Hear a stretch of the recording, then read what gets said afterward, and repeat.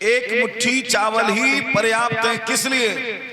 इस लोक और परलोक दोनों लोकों की संतुष्टि के लिए। पुंस तोष काम्यया, संतुष्टि की कामना के लिए। लक्ष्मी जी ने सोच, रुक्मिणी जी कौन है? लक्ष्मी जी का अवतार। लक्ष्मी जी ने सोचा मैं इनकी हूं पत्नी, और पहले इन्होंने लिया फिर कुछ दिया, तो कौन सा एहसान किया। एक चावल लेकर के ये अपने जैसा बना दे तब तो इनकी भगवत्ता है। पहले 4 मुट्ठी ले लिया फिर कुछ दिया, तो कौन सी भगवत्ता। एक भाव। दूसरा भाव क्या था? एक मुट्ठी चावल तो इन्होंने खा लिया, और दूसरा भी यदि खा गए तो कितनी मुट्ठी लेके गया है? 4। यदि 2 ये खा गए तो आधे में अधघर और आधे में सब घर। तो सब घर को तो प्रसाद भी नहीं मिल पाएगा। इसलिए ब्राह्मण के सुधा सिक्त तंदुलों में ऐसी आपकी लोभ वृत्ति क्यों जाग रही है? कम से कम हमको प्रसाद के रूप में तो कुछ मिल जाने दो। भगवान बोले इतना कम है कि हो सकता है तुम लोगों के पास बटने में पहुंच ही न पावे। तो सारी पत्नियां बोली हम इन चावलों को गीला कर लेंगे, और गीला करने के बाद चम्मच लेंगे, और फिर सबकी गद्दी पर थोड़ा थोड़ा प्रसाद। आज के 30-40 साल पहले जब भागवत होती थी तो प्रसाद काहे का बंटता था? चावल गीले करके उनमें चीनी मिला करके प्रसाद बांटा जाता था कि नहीं? याद होगा सब लोगों को। तो हम उस चावल को गीला करेंगे और प्रसाद के रूप में सबको बांटेंगे। हमारे पुत्र और पौत्रादि कितने हैं कि कम से कम उन्हें थोड़ा सा प्रसाद तो मिल जाने दो।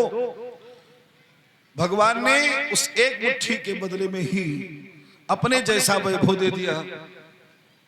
जब वहां से लौट करके आए तो जहां झोपड़ी थी सुदामा की, वहां महल खड़ा है। सुशीला को देख करके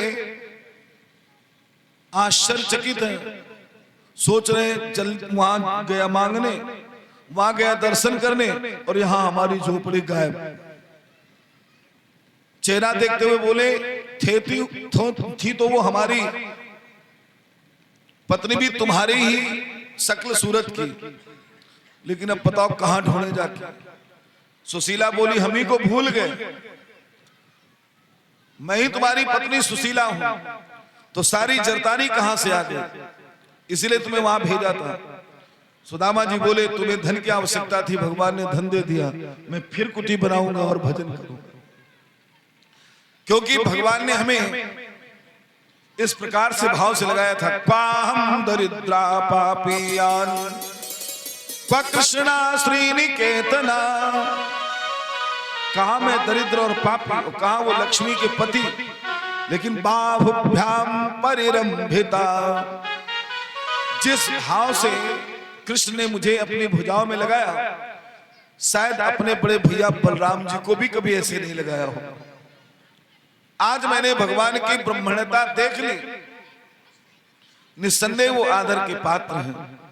ऐसे सुदामा जी का भगवान ने कल्याण किया। एक बार एक संत जी कथा सुनाते हुए बता रहे थे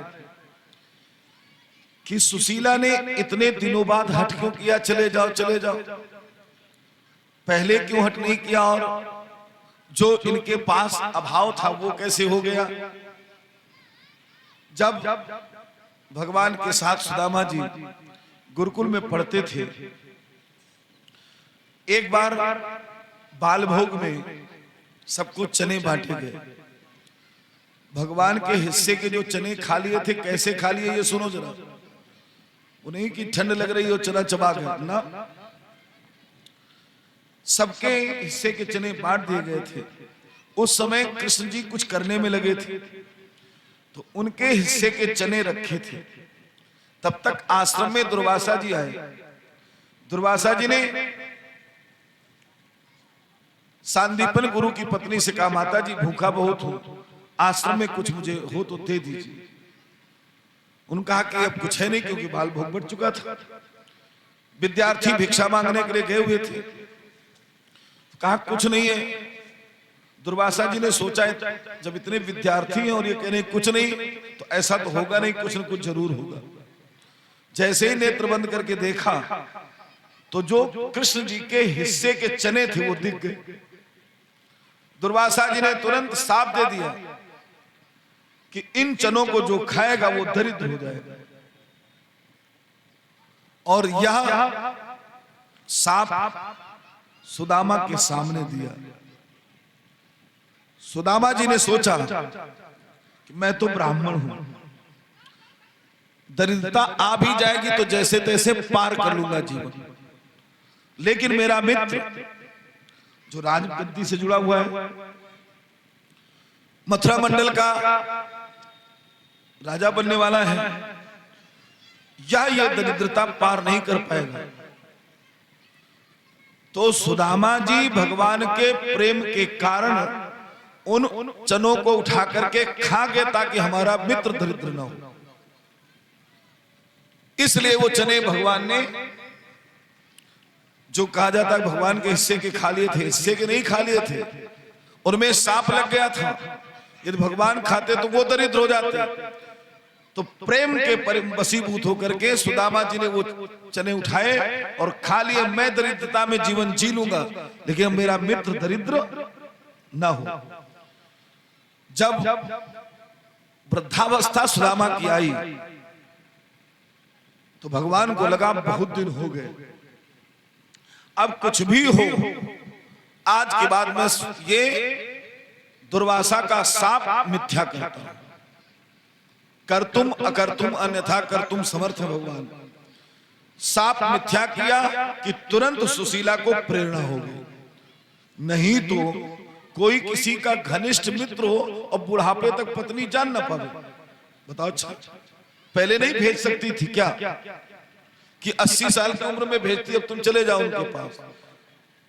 अब तो आयो वृद्धापन आए कि वृद्धावस्था आ गई, जब जवानी में नहीं मांगा तो बुढ़ापे में क्या मांगने जाए। तो आप सोचो कि बुढ़ापा आ गया तब तक जान ही नहीं पाएंगे इनके मित्र द्वारकाधीश। जब भगवान ने उस सांप को मिथ्या किया तब सुशीला के हृदय में प्रेरणा हुई और फिर वो वहां गए और फिर अपने जैसा उन्होंने बना दिया। इसके बाद एक बार त्रिदेवों में आपस में विवाद होने लगा। ब्रह्मा जी के अनुयायी अपने आप को बड़ा कहें, विष्णु जी के अनुयायी अपने आप को बड़ा कहें, शंकर जी वाले बोले हमारे तो महादेव कहलाते हैं। अब निर्णय नहीं हो पा रहा था कि त्रिदेवों में कौन श्रेष्ठ है। तो कहा गया इनकी परीक्षा लेकर के देखा जाए, जो श्रेष्ठ हो उसको सर्वश्रेष्ठ घोषित किया जाए। तो परीक्षक कौन बने? ब्रह्मा जी के पुत्र भृगु को परीक्षक बनाया गया। और सबसे पहले भृगु अपने पिताजी की ही परीक्षा लेने के लिए चले। ब्रह्मा जी एक आसन पर बैठे थे, भृगु जी परीक्षक बन करके जा रहे हैं, पुत्र बन करके नहीं। ब्रह्मा जी सोच रहे थे हमारा पुत्र आएगा, प्रणाम करेगा, कुशल मंगल पूछूंगा, आशीर्वाद दूंगा, लेकिन आज पुत्र नहीं है, परीक्षक है। और परीक्षक की अकड़ सबने देखी होगी, खासतौर से प्रैक्टिकल सब्जेक्ट वालों ने, है ना? जानते हैं कैसे परीक्षक की अकड़ होती। ब्रह्मा जी को प्रणाम नहीं किया, बराबर आसन था उसी पर बैठ गए। ब्रह्मा जी को बड़ा क्रोध आया, मेरा बालक इतना उद्दंड, प्रणाम करना तो दूर बराबर बैठ गया। एक समय आज के 40-45 साल पहले क्या पिता पुत्र बराबर बैठ सकते थे? इधर से पिताजी आए तो उधर से पुत्र घर के बाहर, आमना सामना जल्दी नहीं होता था। माताजी मीडिएटर का काम करती थी, फीस लेनी है तो पिताजी से हिम्मत नहीं पड़ती थी मांग लो। माताजी से को, माताजी उनसे कहें तब फिर वो माताजी को दे, फिर मीडिएटर का काम माताजी करती थी। ये बड़ा आया, अभी इस पुत्र को मार डालूंगा। भृगु जी बोले आप बहुत ज्यादा गुस्सा है, इसलिए आप सर्वश्रेष्ठ देवता नहीं।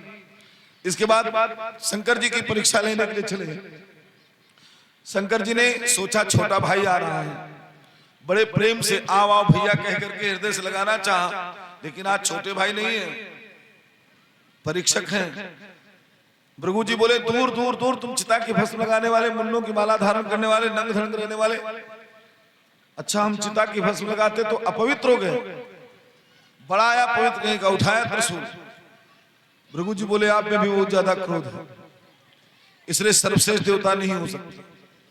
अब भगवान विष्णु की परीक्षा लेने के लिए क्षीर सागर में पहुंचे भृगु जी। भगवान विश्राम कर रहे थे, भृगु जी ने छाती में एक लात मारी। एक दोहा आप लोगों ने सुना होगा, क्षमा बड़ने को चाहिए, छोटन को अपराध, कारहीम हरि को घटो जो भृगुमारी लात। भगवान को क्रोध नहीं आया, जबकि यहां क्रोध का कारण उपस्थित है। वहां खाली बैठ गए थे, वहां कुछ कह दिया है, और यहां तो लात मार के गुस्से का काम कर दिया है। फिर भी भगवान को क्रोध नहीं आया, पांव पकड़ लिया। हे ब्राह्मण देवता, आपका चरण कमल से भी कोमल, मेरी वज्र जैसी कठोर छाती, आपका पांव दुख गया होगा। यह समुत्पतितम क्रोधम क्षमयैव निरस्यति, यथोरगस्त्वचं जीर्णा सवै पुरुष उच्यते। जो उत्पन्न हुए क्रोध को क्षमा से जीत लेता है वही पुरुष कहलाता है। और पुरुष एक ही है जिसको वेद ने कहा है, सहस्त्र से रेखा पुरुषा सहस्राक्षा सहस्रपाद सभूमि कुंज सर्वत्र स्थित्वात् तिष्ठत् दशांगुलम। पुरुष विष्णु ही है। त्रिदों में भगवान विष्णु की श्रेष्ठता हुई। इसके बाद वेदों ने आकर के भगवान की स्तुति की, भस्मासुर का भगवान ने उद्धार करवाया। इसके बाद एक दिन अपनी सभा में भगवान बैठे हैं, एक द्वारका का ब्राह्मण आया और उसने कहा, राजा के अन्यायी होने के कारण मेरा यह 7वां बालक मरा है। कहीं कहीं 9वें का भी वर्ण दे देती है। और राजा बड़ा अन्यायी है, इसके कारण ऐसा हुआ। अर्जुन भगवान के बगल में बैठे हैं, उन्होंने कहा भगवान तो कभी ऐसा कुछ करते नहीं और ये ऐसे कहते चला जा रहा है, क्या हुआ? मेरा ये बालक जन्म लेते ही मर गया है, राजा के अन्याय के कारण मरा। अर्जुन ने कहा चिंता ना करो, जब तुम्हारे आगे बालक होने वाला हो तो मुझे बताना, मैं उसकी ऐसी सुरक्षा करूंगा कि वो मरेगा नहीं। अरे तुम क्या रक्षा कर पाओगे जब कृष्ण बलराम और अनिरुद्ध नहीं कर पा रहे? घमंड में अर्जुन ने कह दिया कि न मैं बलराम हूं, न मैं कृष्ण हूं, न मैं प्रद्युम्न हूं, मैं अनिरुद्ध हूं। अहम वही गांडीवम नाम यस्य वै धनु, मैं अर्जुन हूं जिसके हाथ में गांडीव नाम का धनुष रहता है। प्रतिज्ञा कर दी। जब उस बालक का जन्म होने वाला हुआ,